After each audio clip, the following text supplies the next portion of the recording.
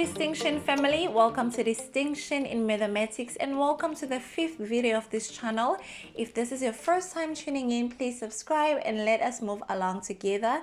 Without wasting any time, I'm just gonna go straight to today's video. So today we are answering 2023 Mathematics Supplementary Exam paper, but only focusing on the trigonometry part, which we have covered on our previous videos, and we are going to be answering question 6.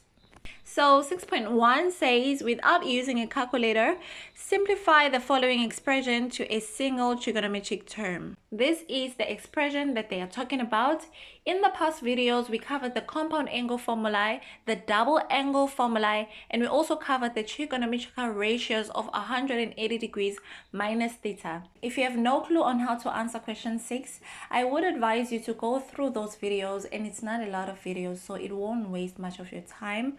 So we have sine 10 degrees. There is nothing you can do with just sine 10 degrees, but we know that we can minus 80 degrees from 90 degrees to get 10 degrees. And we can add 80 degrees to 360 degrees to get 440 degrees.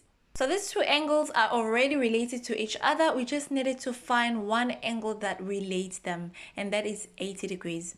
I would like you to focus on one thing before the other until you master the chapter. So I'm just going to write this as it is for now. Remember, sine 90 degrees minus theta gives us a positive cos theta. So in this case, we will have a positive cos 80 degrees. And cos 360 degrees plus theta gives us a positive cos theta. So in this case, we will have a positive cos 80 degrees. Just to rewind on how we got to cos 80 degrees, we can write 360 degrees plus 80 degrees in this format. So in this case, I like to say you take everything that is in small brackets as one angle so that you work on cos 90 degrees plus your angle. Cos 90 degrees plus theta gives us a minus sine theta. So in this case, we will have a minus sine and everything that was in small brackets in the first step. Sine 90 plus theta gives us a positive cos theta. So in this case, we will have a minus cos because we just bring down our minus sign from the previous step. Cos 90 plus theta gives us a minus sine theta. So in this case, the minus signs cancel each other. And in this case, we will have a positive sine.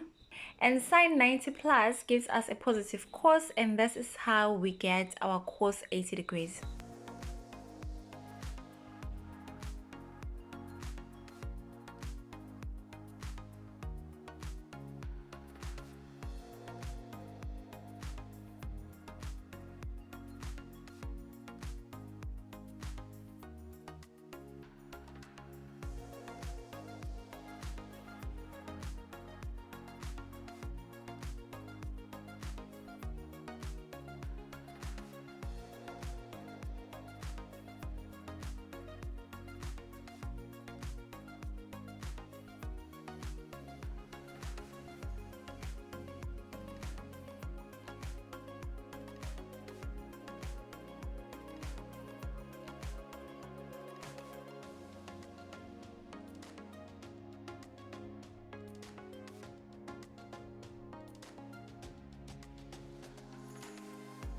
Okay, so cos 80 degrees divided by the other gives us 1. And the double angle for sine 2 theta can be replaced with 2 sine theta cos theta. Tan theta can also be written as sine theta over cos theta. The cos theta will cancel the other and we will be left with 1 minus 2 sine squared theta, which is one of our double angle formulae for cos 2 theta.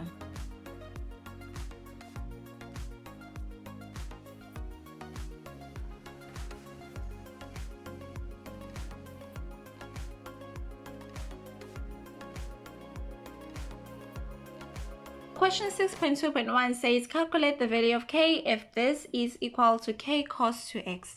So the first thing that you can do here is to see how you can expand these two, and a possible way to do it is by using the compound angle formula for sine. So we can begin by expanding sine 60 degrees plus 2x, and then we go to sine 60 degrees minus 2x. Please don't forget the plus sign in between the brackets because it is important, and if you don't put that plus sign, it will mean something else. And all of this will be equal to k cos 2x, and remember, we are looking for the value of k.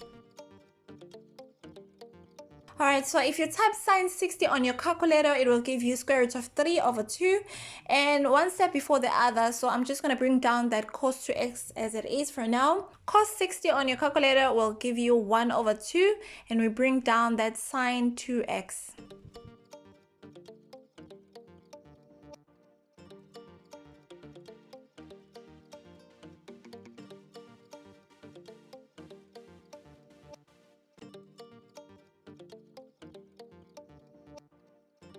Now, square root of 3 over 2 plus a square root of 3 over 2 will give us a square root of 3. And we bring down our cos 2x.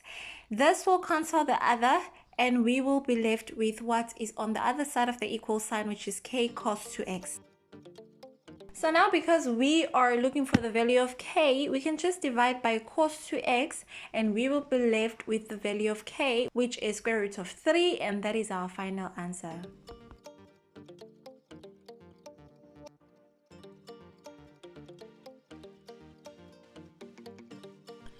Okay, so 6.2.2 says if cos x is equal to the square root of t, without using a calculator, determine this value in terms of t. So in 6.2.1, we were told that this value is equal to k cos 2x, and now that we know the value of k, we can just substitute k and calculate the value of t. Now, instead of using this value, we can rather use k cos 2x. Now, if they say do not use a calculator, and you know that you don't know the value of tan 60, then you can use your calculator, and nobody's going to ask you in your exam if you use your calculator or not, just as long as you get your answer correct and your steps are clearly shown. Tan 60 is square root of 3, and then we substitute the value of k, and when we multiply this and that, we get 3 cos 2x. Then now we can substitute t instead of cos x, and when we multiply 3 by all of that, it will give us 60 minus 3, which is our final answer.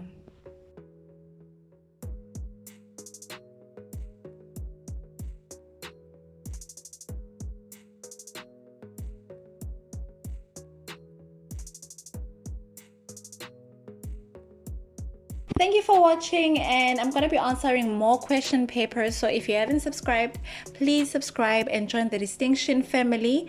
You can place your questions in the comment section if you have any questions, and remember, mathematics is an easy distinction. We'll see you on the next video.